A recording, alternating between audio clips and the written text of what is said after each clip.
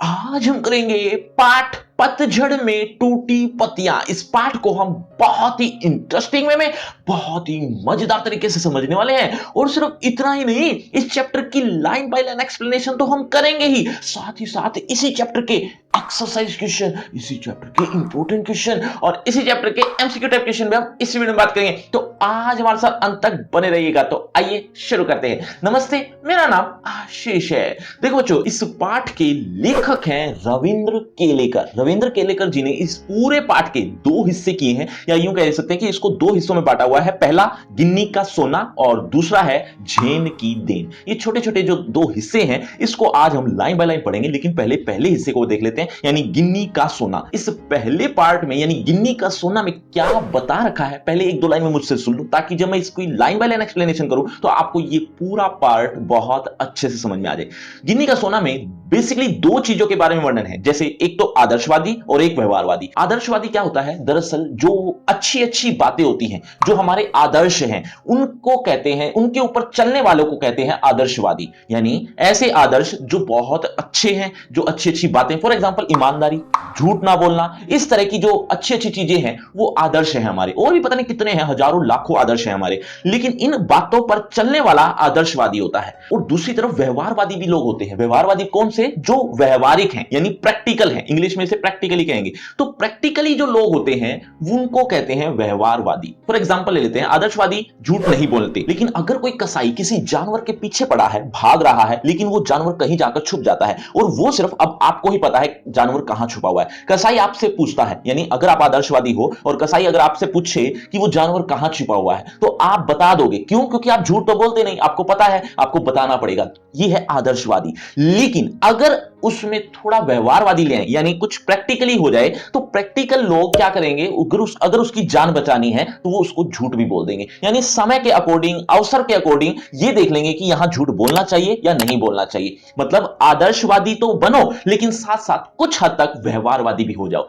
खाली आदर्श भी बुरे हैं, खाली व्यवहारवादी भी बुरे हैं। यानी सिर्फ प्रैक्टिकली हो जाना ये भी बहुत बुरा है, क्योंकि व्यवहारवादी अक्सर स्वार्थी हो जाते हैं। फॉर एग्जाम्पल, अगर किसी के पैसे गिर जाते हैं और आप अगर व्यवहारवादी हैं, केवल प्रैक्टिकली सोचते हैं, तो वो पैसे आप उठा लेंगे और अपने स्वार्थ के बारे में सोचेंगे। क्यों? क्योंकि मेरा फायदा होने वाला है इससे। मैं अपने ये जो मुझे पैसे मिले हैं वो मैं किसी और को क्यों दूं, उसको वापस क्यों करूं, मेरा फायदा जो हो रहा है। प्रैक्टिकली सोचते हैं। ऐसा सोचने वाले, यानी प्रैक्टिकली सोचने वाले अपना फायदा देखेंगे। तो खाली व्यवहारवादी होना और खाली आदर्शवादी होना, ये दोनों ही बुरे हैं। आदर्शवादी बनो, लेकिन उसके अंदर कुछ थोड़ा हिस्सा व्यवहारवादी का भी ले आओ, यानी व्यवहार यानी प्रैक्टिकली भी हो जाओ। थोड़ा हिस्सा अगर आ जाता है तो अच्छा हो जाता है। फॉर एग्जांपल, एक सोना होता है 24 कैरेट का सोना, आपने सुना होगा। 24 कैरेट के सोने में मजबूती नहीं होती। अगर उसके आभूषण बनाए जाएं तो बहुत जल्दी टूट फूट जाएंगे और बिखर जाएंगे। तो उसमें क्या करते हैं, उसमें थोड़ा सा हिस्सा तांबे का मिला देते हैं। उससे क्या होता है, उससे वो जो सोना है, वो जो आभूषण है,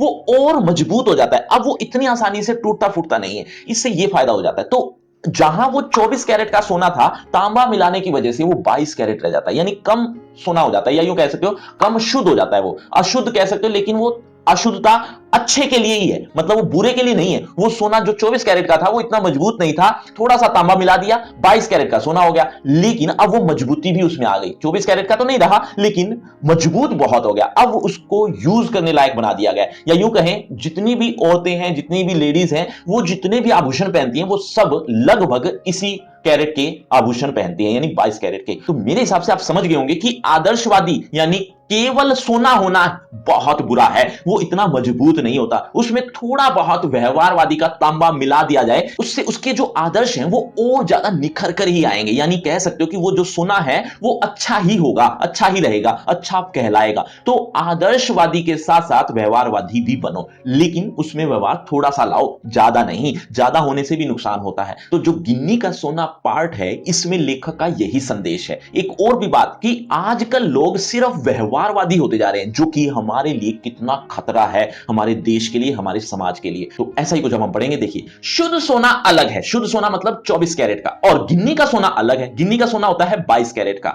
गिन्नी के सोने में थोड़ा सा तांबा मिलाया हुआ होता है, इसीलिए वह ज्यादा चमकता है। और शुद्ध सोने से मजबूत भी होता है। मतलब शुद्ध सोना इतना मजबूत नहीं होता जितना गिन्नी का सोना होता है। औरतें अक्सर इसी सोने के गहने बनवा लेती हैं। फिर भी होता तो वह गिन्नी का सोना ही है, मतलब उसमें वो शुद्ध नहीं कहला सकता। शुद्ध आदर्श भी शुद्ध सोने के जैसे ही होते हैं। शुद्ध आदर्श कह लो और शुद्ध सोना कह लो, लगभग एक जैसे ही है। चंद लोग उसमें व्यवहारिकता का थोड़ा सा तांबा मिला देते हैं, यानी प्रैक्टिकली हो जाते हैं। व्यवहारिकता का मतलब होता है समय और अवसर देखकर कार्य करने की सूझबूझ होना। समय देख लिया, अवसर देख लिया, इस तरह से थोड़े सूझबूझ ले आते हैं अपने व्यवहार में, अपने आदर्शों में, और चलाकर भी दिखाते हैं। तब हम लोग उन्हें प्रैक्टिकल आइडियलिस्ट यानी व्यवहारिक आदर्श कहकर उनका बखान करते हैं, यानी वर्णन करते हैं। पर बात न भूलें, बखान आदर्शों का नहीं होता बल्कि व्यवहारिकता का होता है। केवल आदर्श कभी बखानने के लायक नहीं हो सकते। और जब व्यवहारिकता का बखान होने लगता है, अब जब व्यवहारिक यानी प्रैक्टिकली लोग तारीफ के काबिल हो जाते हैं, यानी प्रैक्टिकली होकर थोड़ी तारीफ मिल जाती है ना, तब लोगों के अंदर ज्यादा प्रैक्टिकली ही हो जाती है। पता नहीं क्यों, लेकिन वो अपने व्यवहार में व्यवहारिकता ही ले आते हैं, प्रैक्टिकली ही ज्यादा हो जाते हैं। यही बात लिखा हुआ है, यही बात लिखी हुई है, देखिए। व्यवहारिकता का बखान होने लगता है तब प्रैक्टिकल आइडियलिस्टों के जीवन से आदर्श धीरे धीरे पीछे हटने लगते हैं और उनकी व्यवहारिक सूझबूझ ही आगे आने लगती है, यानी वो ज्यादा प्रैक्टिकल ही रह जाते हैं, आदर्श बन ही नहीं पाते। सोना पीछे रहकर तांबा ही आगे आता है। मतलब अब जहां सोने की मात्रा ज्यादा थी और थोड़ा सा तांबा मिलाया गया था, अब दूसरी तरफ तांबा बहुत ज्यादा हो जाता है, सोना थोड़ा सा ही रह जाता है, यानी आदर्श थोड़े से ही रह जाते हैं। बच्चों, लेखक का नाम मैंने क्या बताया था अभी थोड़ी देर पहले, एक बार जल्दी से कमेंट करके बताओ, देखते हैं कितने बच्चे बहुत ध्यान से सुन रहे हैं। अब आगे देखिए, अब आगे के पैराग्राफ में हम पढ़ेंगे कि जो लोग प्रैक्टिकल हैं यानी व्यवहारवादी हैं, वो लोग गांधी जी का उदाहरण देते हैं कि गांधी जी व्यवहारिकता को जानते थे, पहचानते थे, यानी प्रैक्टिकल थे, इसलिए तो वो अपने देश के लिए इतना कुछ कर पाए। अगर वो व्यवहारिकता नहीं लाते तो उतना वो हमारे देश के लिए ना कर पाते। ऐसा कुछ वो उदाहरण देते हैं। तब लेखक क्या कहता है? लेखक कहता है कि व्यवहारिकता तो थी उनमें, लेकिन आदर्शों में वो मिलावट नहीं करते थे, या यूं कहें कि जब वो व्यवहारिक होते थे तब वो ये कोशिश करते थे कि अपने आदर्श को वो भूले नहीं, बल्कि वो व्यवहारिकता यानी थोड़ी सी व्यवहारिकता में बहुत ज्यादा मात्रा में आदर्श ले आते थे। फॉर एग्जांपल अहिंसा, अहिंसा परमो धर्म, ये तो उनका ही एक नारा है और उन्होंने चलकर भी दिखाया। तो ये उनके आदर्श थे कि मुझे कहीं पर भी मारपीट नहीं करनी, लड़ाई झगड़ा नहीं करना। ये एक आदर्श लेकर वो अंत तक चले थे और उन्होंने निभाया भी। तो ऐसा ही कुछ यहां लिखा हुआ, देखिए। चंद लोग कहते हैं गांधी जी प्रैक्टिकल आइडियलिस्ट थे, व्यवहारिकता को पहचानते थे, यानी प्रैक्टिकली थे वो, उनकी उसकी कीमत जानते थे, इसीलिए वे अपने विलक्षण आदर्श यानी इसीलिए तो वो अपने आदर्श चला पाए। अगर वो व्यवहारिक नहीं होते तो उनके आदर्श बेकार थे, ऐसा कुछ लिखा हुआ है, या ऐसा कुछ वो व्यवहारिक लोग कहते हैं। यही बात लिखी हुई, देखिए। इसीलिए वे अपने विलक्षण आदर्श, विलक्षण माने अनोखे, अनोखे आदर्श चला सके, वरना हवा में ही उड़ते रहते। मतलब उनके जो आदर्श है ना, कोई भी नहीं मानता, देश उनके पीछे न जाता। हाँ, अब लेखक क्या कहते हैं ये यहां लिखा हुआ है। हां, पर गांधी जी कभी आदर्शों को व्यवहारिकता के स्तर पर नहीं उतरने देते थे। मतलब ऐसा नहीं होता था कि अपने आदर्शों को वो भूल जाएं और व्यवहारिक हो जाएं, ये वो नहीं करते थे कभी भी, बल्कि व्यवहारिकता को आदर्शों के स्तर पर चढ़ाते थे। यानी व्यवहारिक तो थे लेकिन साथ में अपने आदर्श उनके ऊपर चढ़ा लेते थे, आदर्शों को नहीं भूलते थे। ये उनकी खास बात थी। या ये कहें कि वे सोने में तांबा नहीं बल्कि तांबे में सोना मिलाकर उनकी कीमत बढ़ाते थे। ये ऐसे थे गांधी जी, इसीलिए सोना ही हमेशा आगे रहता था। व्यवहारवादी लोग हमेशा सजग रहते हैं, यानी अपने बारे में ही सोचते हैं, स्वार्थी हो जाते हैं, सचेत रहते हैं, लाभ हानि का हिसाब लगाकर ही कदम उठाते हैं। वे जीवन में सफल होते हैं, अन्यों से आगे भी जाते हैं, पर क्या वे ऊपर चढ़ते हैं? यानी क्या उनको लोग याद रखते हैं? नहीं, खुद ऊपर चढ़े और अपने साथ दूसरों को भी ऊपर ले चले, यही महत्व की बात है। यह काम तो हमेशा आदर्शवादी लोगों ने ही किया है। समाज के पास अगर शाश्वत मूल्यों जैसा कुछ है, शाश्वत मूल्य यानी जो हमेशा से सदा से चले आ रहे हैं, जैसे ईमानदारी रखना, इस तरह की और भी अच्छी अच्छी जो बातें हैं, वो शाश्वत मूल्य हैं। मिले कहां से? वो ऐसे आदर्श, ऐसे मूल्य हमें आदर्शवादियों से ही मिला है। तो ऐसा ही कुछ लिखा हुआ है, समाज के पास अगर शाश्वत मूल्य जैसा कुछ है तो वह आदर्शवादी लोगों का ही दिया हुआ है। व्यवहारवादी लोगों ने तो समाज को गिराया ही है। अब इसका दूसरा पार्ट, नाम है झेन की दे। अब इसमें लेखक क्या कहना चाहता है, ध्यान से सुनो। दरअसल ये जो हमारा माइंड है ना, ये बहुत तीव्र गति से चल सकता है, बहुत तेज है। इसको जितना शार्प करते जाओगे उतना शार्प होता चला जाएगा, उतना तेज चलता रहेगा। लेकिन जैसा कहते हैं ना कि हर एक चीज की अति होती है, बहुत ज्यादा तेज चलाओगे ना तो ये फट जाएगा। जैसे एक ट्रेन का इंजन होता है ना, इंजन जैसे बुलेट ट्रेन कितनी तेज चलती है, उसका इंजन कितनी फास्ट तरीके से चलता होगा, इतनी ही तेज हमारा दिमाग है। लेकिन अगर हम चाहें तो इसको और भी 1000 गुना तेज चला सकते हैं इस दिमाग को। लेकिन अब होता क्या है, दरअसल जापान के लोग ऐसा करते हैं। जापान के जो लोग हैं ना, वो एक कंपटीशन रखते हैं। किस तरह का कंपटीशन? अमेरिका से कंपटीशन करते हैं कि ये काम तुमने महीने में किया है ना, ये काम हम एक दिन में करके दिखाएंगे। अब ये स्थिति जापान का हर आदमी सोचता है, हर आदमी, यानी कंपटीशन के चक्कर में, इसको भगाने के चक्कर में है। भगाना नहीं बल्कि दौड़ाना है, ऐसा दौड़ाना है बहुत तीव्र गति से, बुलेट ट्रेन से भी 1000 गुना तेज चलाना है इसे, ऐसा उनके दिमाग में हमेशा रहता है। लेकिन जैसा कहते हैं कि अति हर एक चीज की बुरी होती है, तो वहां के जो लोग हैं वो इस समस्या से परेशान है। किस समस्या की? कि मनोरोग वहां बहुत ज्यादा मात्रा में फैल गया है, यानी मन से रुग्ण हो गए हैं, रोगी हो गए हैं। वहां मानसिक रोग इतने ज्यादा बढ़ गए हैं कि शायद ही किसी और देश में हुए हों। तो कहने का मतलब, जापान के लोगों के बारे में यहां पर चर्चा है, और वहां के लोग जो मनोरुग्ण हो गए हैं, मन से रोगी हो गए हैं, मानसिक रोग हो गया है उन्हें, उसका कारण यही है कि वो अपने दिमाग को बहुत तेज गति से चलाना चाहते हैं। और यही बात यहां लिखी हुई है। तो लेखक वहां जब गया तो वहां के लोगों से जब बातचीत हुई, खासतौर पे उसके मित्र से, तो उसने ये सारी बातें बताई जो मैंने अभी आपको बताई। तो यही सब कुछ अब हम यहां पढ़ेंगे। देखिए, जापान में मैंने अपने एक मित्र से पूछा, यहां के लोगों को कौन सी बीमारियां अधिक होती हैं? जवाब दिया, मानसिक। यहाँ के 80% लोग मनोरुग्ण हैं। मनोरुग्ण यानी तनाव के कारण मन से अस्वस्थ हैं। अब लेखक ने पूछा कि इसकी क्या वजह है? कहने लगे, हमारे जीवन की रफ्तार बढ़ गई है। यहाँ कोई चलता नहीं है बल्कि दौड़ता है, कोई बोलता नहीं बकता है। जब हम अकेले पढ़ते हैं तब अपने आप से लगातार बड़बड़ाते रहते हैं। अमेरिका से हम प्रतिस्पर्धा करने लगे हैं। अमेरिका, प्रतिस्पर्धा मतलब होता है कंपटीशन। अमेरिका से कंपटीशन होने लगा है। एक महीने में पूरा होने वाला काम एक दिन में ही पूरा करने की कोशिश करने लगे। वैसे भी दिमाग की रफ्तार हमेशा तेज ही रहती है। उसे स्पीड का इंजन लगाने पर वह 1000 गुना अधिक रफ्तार से दौड़ने लगता है। फिर भी एक क्षण ऐसा आता है जब दिमाग का तनाव बढ़ जाता है और पूरा इंजन टूट जाता है। यही कारण है जिससे मानसिक रोग यहां बढ़ गए हैं। अब वहां ये रोग तो बहुत बढ़ गए, लेकिन उसका एक इलाज भी है, यानी मन को शांत करने का एक इलाज वहां की एक प्रथा में है। वो प्रथा क्या है? दरअसल होता क्या है कि एक ऐसी जगह जहां शांति ही शांति है, यानी चारों तरफ शांत वातावरण है, वहां पर सिर्फ 3 लोगों की एंट्री देते हैं। 3 लोग वहां जाते हैं और सिर्फ थोड़ी सी चाय लेते हैं, और चाय लेकर उसको एक एक बूंद को सुड़कते हैं, यानी पीते हैं, सिप लेते हैं, और लगभग 1.5-2 घंटे तक वो 2 घुट चाय लगातार पीते ही रहते हैं, एक एक बूंद करके। उससे क्या होता है, धीरे धीरे दिमाग शांत होना शुरू हो जाता है, और शांत और शांत। एक टाइम ऐसा आता है जैसे सन्नाटा भी उन्हें सुन रहा हो, ऐसी स्थिति आ जाती है। तो लेखक वहां जब गया तो ये प्रथा भी उसने देखी और भोगी। वही यहां पर लिखा हुआ है। उस प्रथा को क्या कहते हैं, किस तरीके से होती है, वो सारी बातें अब हम यहां पढ़ेंगे। देखिए, शाम को वह मुझे मुझे यानी लेखक को, कौन? वह कौन? उनके मित्र। शाम को वह मुझे एक टी सेरेमनी में ले गए। चाय पीने की यह एक विधि है। जापानी में उसे चा नो यूं कहते हैं, ठीक है। वह एक 6 मंजिली इमारत है थी, जिसकी छत पर दफ्ती की दीवारों वाली और तातामी यानी चटाई की जमीन वाली एक सुंदर पर्णकुटी थी। पर्णकुटी यानी पत्तों से बनी कुटिया थी। बाहर बेढब सा एक मिट्टी का बर्तन था, बेढब यानी बुरी तरीके का। उसमें पानी भरा हुआ था। हमने अपने हाथ पांव इस पानी में धोए, तौलिए से पोंछे और अंदर गए। अंदर चाजीन बैठा था। चाजीन कौन है? जापानी विधि से चाय पिलाने वाला, यानी जो उनको चाय पिलाएगा उसको वहां पर चाजीन कहते हैं। चाजीन बैठा हुआ था। हमें देखकर वह खड़ा हुआ। कमर झुकाकर उसने हमें प्रणाम किया, जैसे जापान में करते हैं क्रिया, प्रणाम जिस तरह की करते हैं, जैसा आप देख रहे हैं इस तरह के। दो छोड़ो, इस तरह से उन्होंने कहा। इसका अर्थ है आइए तशरीफ लाइए, कहकर स्वागत किया।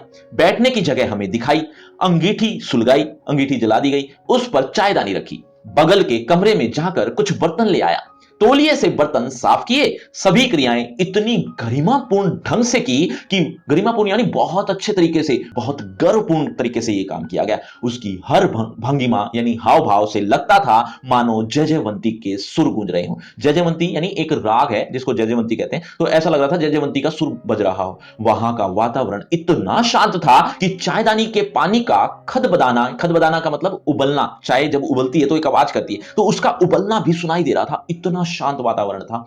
अब ये एक टी सेरेमनी जो कह रहे थे, ये चाजीन है जैसा पाठ में बताया गया, ये चित्र है आपके पाठ में ही है। चलिए आगे बढ़ते हैं। चाय तैयार हुई, उसने वह प्यालों में भरी, फिर वे प्याले हमारे सामने रख दिए गए। वहां हम 3 मित्र ही थे, यानी 3 से ज्यादा की एंट्री नहीं थी। इस विधि में शांति मुख्य बात होती है, इसीलिए वहां 3 से अधिक आदमियों को प्रवेश नहीं दिया जाता। प्याले में 2 घूंट से अधिक चाय नहीं थी। हम ओठों से प्याला लगाकर एक एक बूंद चाय पीते रहे। करीब 1.5 घंटे तक चुस्कियों का यह सिलसिला चलता रहा। पहले 10-15 मिनट तो मैं उलझन में पड़ा, मतलब लेखक को समझ ही नहीं आ रहा था कि ये हो क्या रहा है या क्या तरीका है, ये कैसे क्या हो रहा है, ये सब कुछ उलझन में थी उनके दिमाग में। फिर देखा दिमाग की रफ्तार धीरे धीरे धीमी पड़ती जा रही है।